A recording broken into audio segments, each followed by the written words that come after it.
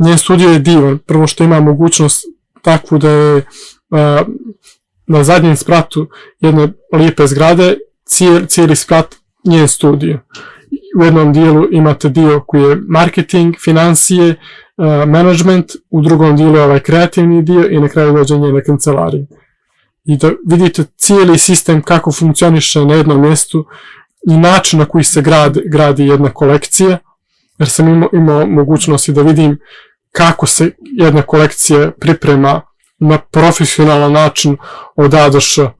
Koji su to sve ljudi koji su tu uključeni, koje apsolutno nisam znao. Znači vi kad spremate kao kreator kolekcije, ok, imate vas, vi sami krenete da radite skice, tražite materijale, na kraju se pronađete tim koji ćete da radite sa šnajdericama i tu se priča završava. Kod nje je to mnogo zanimljivije i bolje bilo.